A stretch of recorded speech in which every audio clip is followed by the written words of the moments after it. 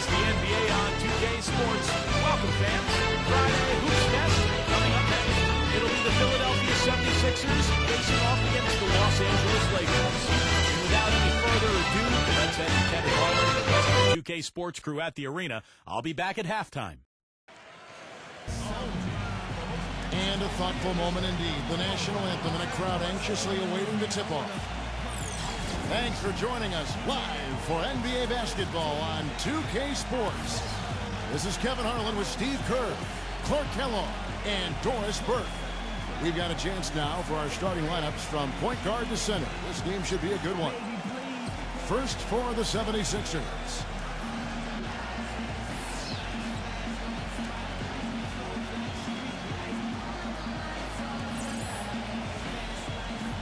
And looking at the Lakers. And inside out of Stanford University, a skilled post scorer with tremendous size, the 7-footer, Brook Lopez. And it's Randall in at the 4 slot. Well, there's a new ownership group in Philadelphia as of 2011, and in this offseason, they pulled the trigger and brought in new leadership in the front office. Looks like they're jumping on the analytics bandwagon, hiring the former brain trust of the Houston Rockets.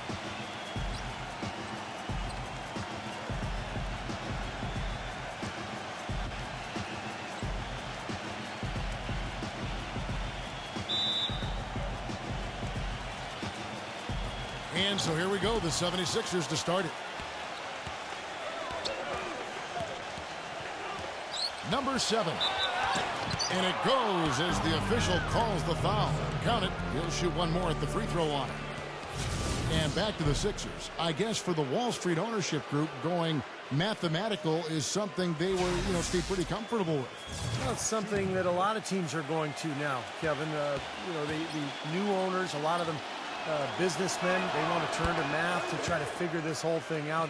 Bottom line, though, is it's a combination. It's not just stats. It's talent, stats, chemistry, coaching, a lot of things that goes into winning.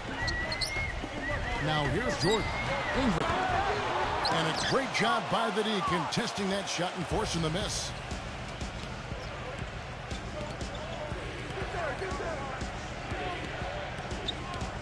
Number 7, defended by Ball. Laid in with a nice touch off the glass. He's got 5. Late reaction from the defense, and he's always going to make good on that.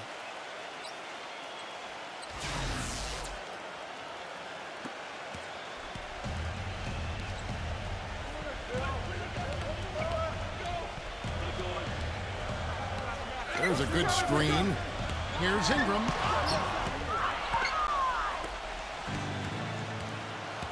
And there's the feed to Redick. Lets the 3 fly. It's rebounded by Randall. Well, it was kind of an up and down last few months for J.J. Redick. Traded away by his team of almost 7 years in Orlando. Ended up making a pit stop in Milwaukee before bouncing back to the open market. And there was certainly demand for his services. Every team in the league can use a laser shooter. And I think Doris Burke has something for us right now. Doris? I was able to catch up with the head coach of the 76ers. He said they'll have to do a good job moving their feet on the defensive end or they'll get dunked on all night. He told me that they are very aware of the slashers and finishers they're facing and will try to turn them into jump shooters. Let's see how successful they are, Kevin. All right, Doris, thanks. Pass to Ingram. Nice ball movement here by the Lakers. Lopez backs in. There's the pass to Ball. 3 on the clock. A floater. Good. And another solid year for Redick last season with 2 different teams. Great shooter coming out of Duke, and you really have to respect how hard he's worked to round out his game. He's become more than just a spot-up shooter. He's a team defender. He can move without the ball, but he can put the ball on the floor and get to the rim and finish. I think he's become an excellent guard in this league.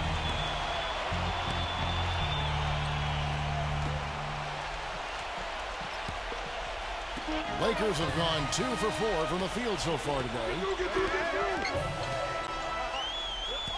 The drive by Jordan. Pass the ball. Back to Jordan. He passes it to Ingram. Pocket 6. That drops and it comes off an assist from Jordan.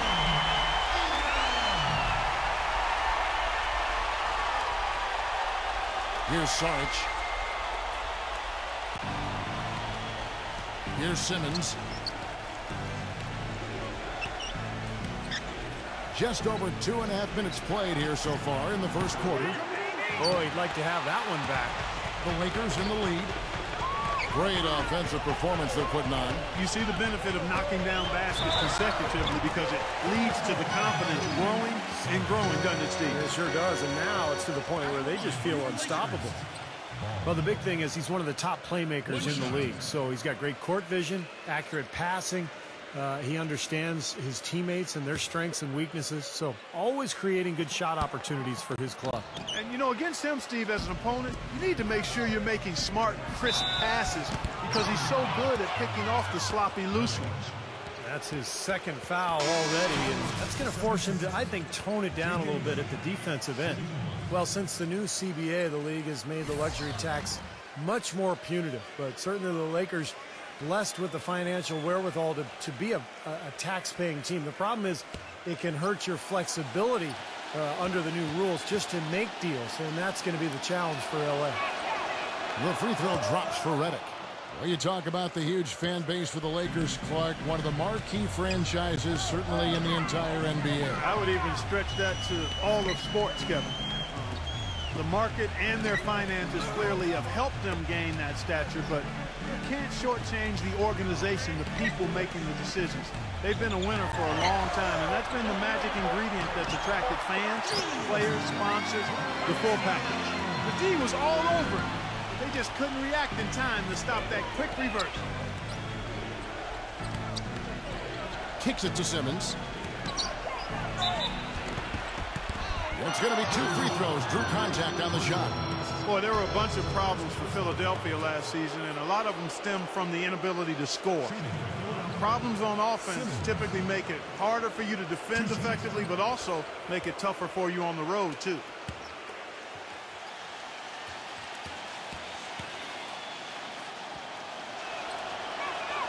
First free throw is good. And Clark, to the point you made about the 76ers, scoring was hard enough for them at home. But with 20,000 people booing you and playing on foreign rims, Steve, it got that much tougher for him away from Philadelphia. Well, let's be honest, Kevin. The whole season went down the drain with Andrew Bynum's injury because the team was going to be built around him. And when you can't throw the ball into the low post and you've given up your athletes on the perimeter, now you have no identity. And I think that was the issue for Philly last year. So it's the Lakers now. Jordan the pass the ball. And it's good. Off through contact, hits the shot. He'll go to the free throw line. Great move to the hoop, and I love the finger roll finish. And the 76ers making a change here. And a look at how the offensive approach has been going here so far for Los Angeles. Well, I like the fact they've already been getting a lot of high-quality shots in the paint. And the other thing they're doing is forcing a lot of turnovers, and that's helping them to get easy points at the other end. And Philadelphia has possession. They trail by 3. Shoots from the baseline. And Lopez pulls it down. Lakers have gone 6 of 8 in the game so far. A very solid start for them. Jordan dishes to Lopez. Lopez a screen. That's his first personal foul. Third team foul.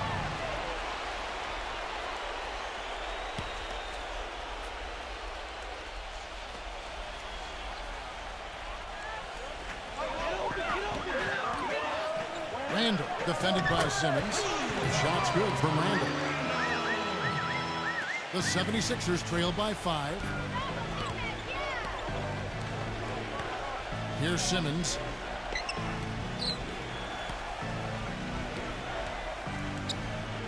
Covington. Number 7, defended by Ball. Clock at 4. And he was fouled in the act of shooting. Chance here now for a 3-point play. He's one of the best in the league at that. Even with just a tiny sliver, he always seems to find a way to get it up and in.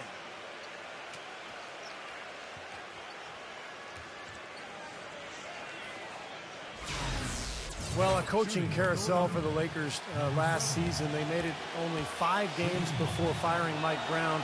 Then they decided to go in a new direction. And, boy, they went through 3 different head coaches before all was said and done. They never really were able to gain that consistency they were looking for. Number 21, can't hit. Good D by Lopez. Well, what appeared to be an easy 2 points just never materialized. It's going to be out of bounds. Los Angeles will retain possession.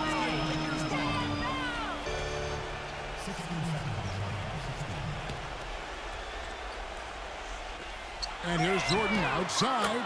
And another 3 for the Lakers. And back to the Lakers' struggles last season. What do you think, Clark, were the main problems that, held them back from being the kind of title contender that they thought they were, and a lot of people imagined they were? Well, how much time do I have? 3 or 4 shot clocks worth? I mean, I think there were a number of issues, as you might expect. Injuries played a significant role, but I think there was discord over how they should play, really no true identity.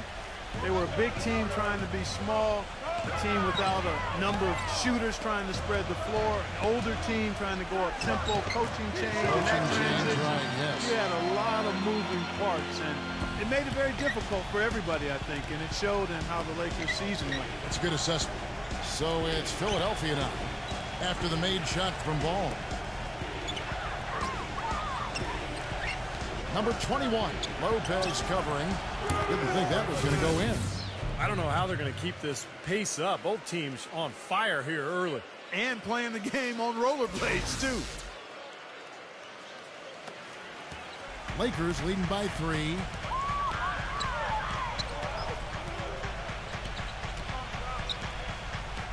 Back to Dang.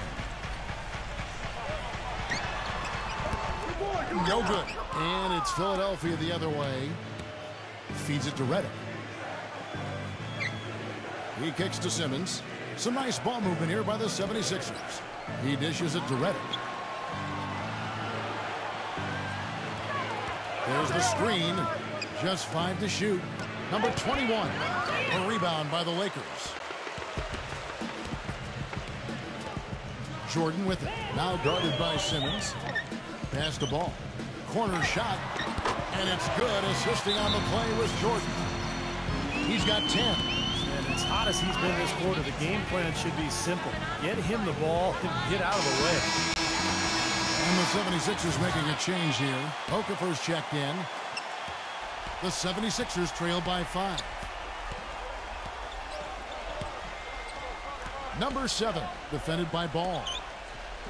And Simmons kicks to Okafor. Shakes him.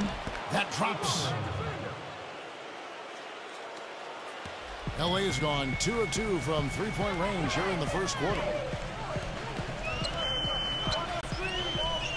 Ball, the pass to Jordan. Jordan off a pick from Randall. 6 on the shot clock. It is now to Jordan. Unloads. Okafor grabs the miss. The 76ers have gone 7 of 12 from the field here in the first quarter. He feeds it to Redick. It's up a 3. Another 3 for Philadelphia. But you can't leave him alone, especially from long range. Jordan with it. Now defended by Redick. They set the screen. And the pass to Randall. Here's Ball. And he can't answer back. The three-pointer offline. And a foul called on the shot. Got him on the way up that time, so he'll shoot 2 right here. Well, you know, when you play against the teams in the West, you need to have a solid front court or you're going to struggle. And last year, the Sixers thought they had the answer with Andrew Bynum, but he never played a game for them, so they really struggled against the West.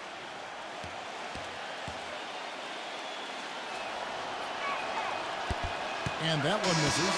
And trouble it was for the 76ers against the West, Clark, as you were talking about. They would end up with just a 12-18 record against the conference. And many wondering, Steve, what could have been. Well, and 12-18 isn't actually that bad, considering the state of the roster with the injuries and the new players. So I thought all in all, the 76ers fought hard most of the year, but they just didn't have enough in the tank. And the D is having problems stopping the mid-range jumper.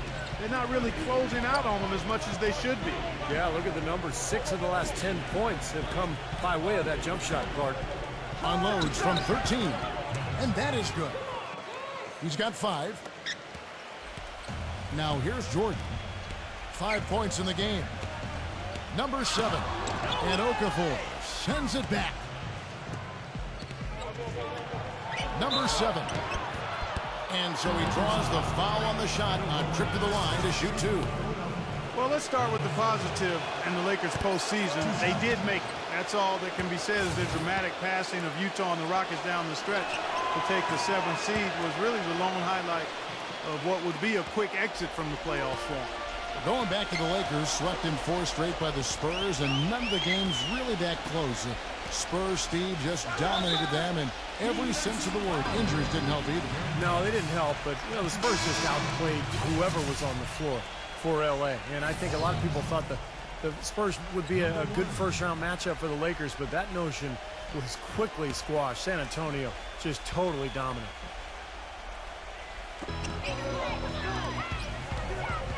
Number 40, defended by Holmes. The offensive rebound. And foul called as he misses. He'll go to the line and shoot 2. And guys, let's get your take on the scoring breakdown so far for the 76ers. A lot of success from mid-range so far for them, guys. If nothing else works, they can always fall back on the jump shot. And the other thing we're seeing is great ball movement. We're seeing a lot of good offensive execution, ball movement, player movement, setting up assists. Now here's Johnson. He hasn't scored yet. That I'm sure will change. Passes it to Holmes. Bayless. 6 to shoot. Shot from the top of the key. Can't get it to go. And the Lakers will go the other way with it. Number 10. It's good. Only a few seconds into the shot clock. And the Lakers lead by 3.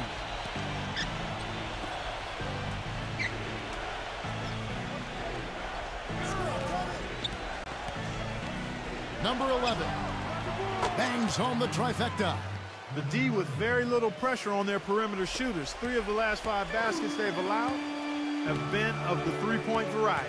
Yeah, and unless they make some rotations and closeouts defensively, there's more to come, Clark. And the Lakers with possession here. Philadelphia able to drain the 3. That's a tough one there because he's wide open. That's a shot he expects to make. Well, you know, it seems that Amir Johnson is the kind of player who's always in and out of a starting lineup. Never really had a chance to lock down that starting role for an extended period of time last year, but was pretty good when he did get the nod. World Peace dishes to Jordan. And World Peace kicks to Jordan. And they double up Jordan. No one near him. And the jumper falls for him. Solid screen right there that freed him up for the jump shot.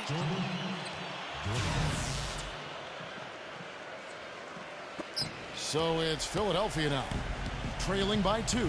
And for Amir Johnson, it's pretty unbelievable, but he's approaching a decade in the NBA. The kid from Los Angeles, it just seemed like the other day, you know, he was just coming to the league. Just 26 years of age, and here he is, almost a decade in the league. Yeah, drafted out of Westchester High School in Los Angeles. You wonder how his development would have been different if he'd gone the college route, but he does seem to be coming on now the last couple of seasons.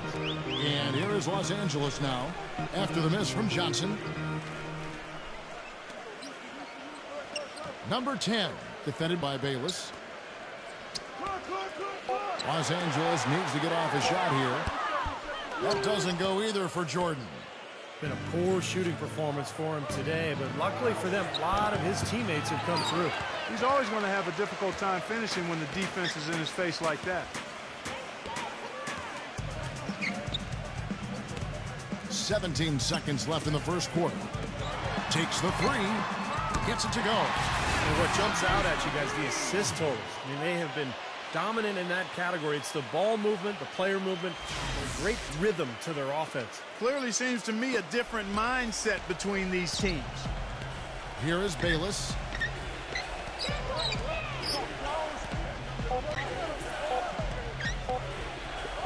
Number 11. And that's not going to go. Offense, the